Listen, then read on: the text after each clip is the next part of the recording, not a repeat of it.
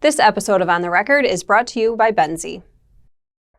I'm Executive Editor Kim Schmidt. Welcome to On the Record. Here's an update on what's currently impacting the ag equipment industry.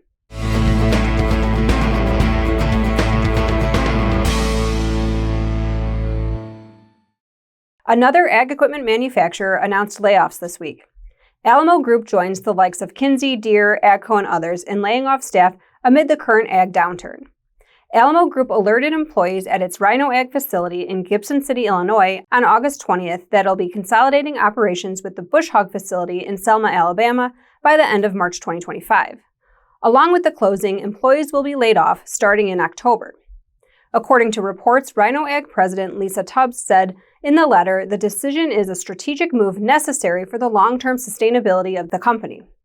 In a statement to Ag Equipment Intelligence, Rick Ravorn, Executive Vice President of Alamo Group's Vegetation Division, said, quote, "The reduction in force we have announced at our RhinoAg facility in Gibson City, Illinois, is regrettable and was only made after careful consideration. However, we feel that these actions are necessary given the difficult market conditions in our agricultural equipment segment. Like other manufacturers in this space, we've experienced a significant reduction in customer demand as a result of the general softening of the agricultural markets we serve.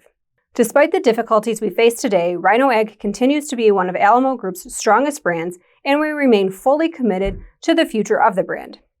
Accordingly, as part of the announced reduction in force, we have also decided to move the manufacturing of RhinoAg products to another Alamo facility. We are confident that these measures, including our relocation of the RhinoAg manufacturing operations, will make us operationally stronger and more efficient, building greater future resiliency into our agricultural equipment business." Just days earlier, Alamo Group announced the sale of its Herschel parts business to FP Bourgault Tillage Tools. The company's net sales for the second quarter ended June 30th, 2024, were down 5.5% to $146.3 million. Net sales for its Vegetation Management Division, which includes its ag products, were down 19.1% during the quarter versus last year. In the 2024 North American Equipment Dealers Association Dealer Manufacturer Relations Survey, RhinoAg was among the rising stars, showing the most improvement across every category. This week's dealer on the move is Progressive Tractor and Implement. PTI is acquiring the stores and territories of Heartland Equipment to expand its business into northeastern Arkansas and the Memphis area. With this acquisition, PTI will increase its team to over 500 employees and overall footprint from 22 to 27 locations. Now here's Noah Newman with the latest from the Technology Corner.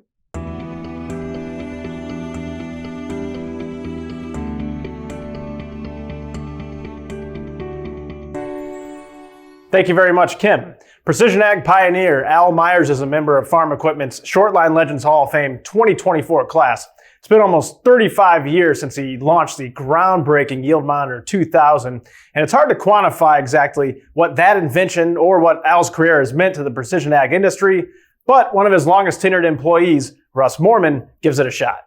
We've taken a single product that we introduced to the world in 1992, the first commercially successful on-the-go yield monitor, and morphed that into everything that you see today in these tractors and combines. Al had a tremendous part of that. Again, whether it be steering systems, all the on-the-go yield monitors that are on the market today, the nozzle-by-nozzle sprayer control systems that people are using, planting systems that are nearly perfectly accurate at over 10 miles an hour. So all this stuff came from the competition that Al brought to the industry with that first on-the-go yield monitor, the YM 2000 in 1992.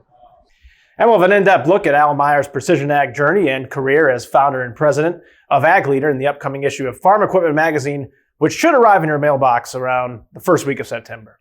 In the Technology Corner, I'm Noah Newman. Back to you, Kim. Thanks, Noah. In mid-August, Farm Equipment editor-publisher Mike Lester sat down for a one-on-one interview with Claas Senior Vice President for the Americas region, Eric Raby.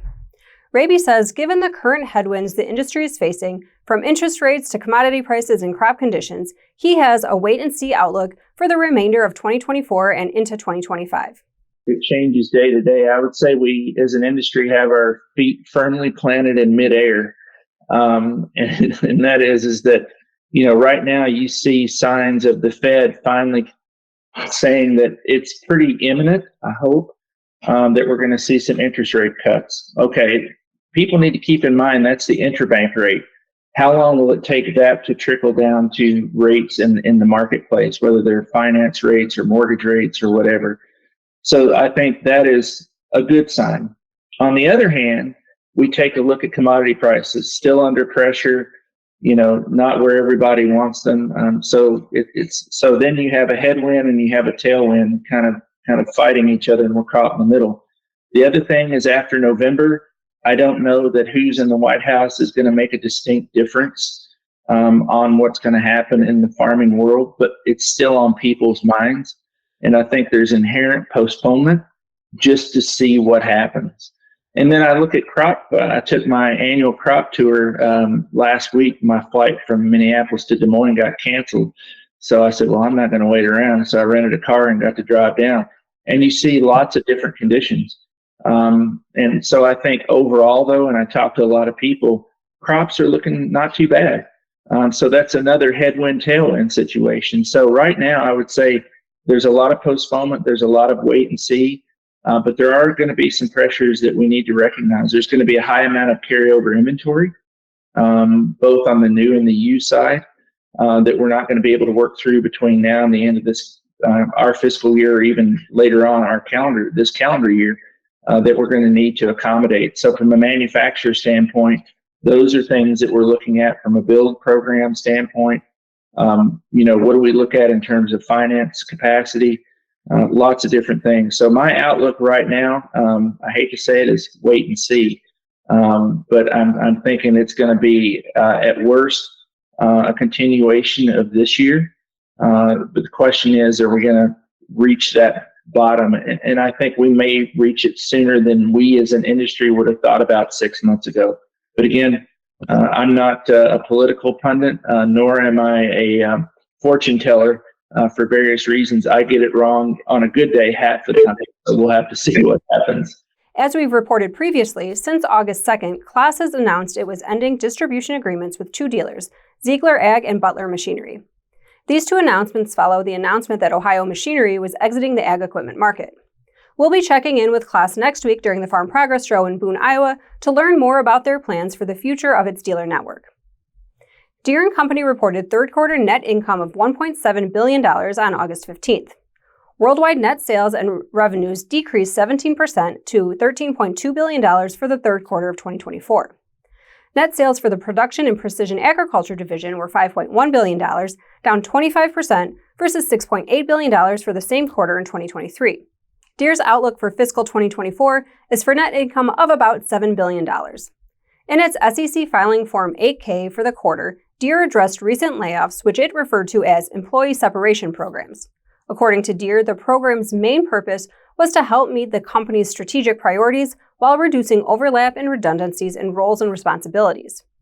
The programs were largely involuntary in nature, with the expense recorded when management committed to a plan, the plan was communicated to employees, and the employees were not required to provide service beyond the legal notification period.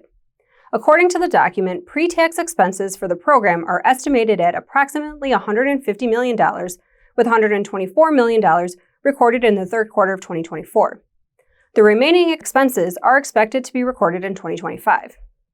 Annual pre-tax savings from these programs are estimated to be approximately $230 million, of which $100 million is estimated to be realized in 2024.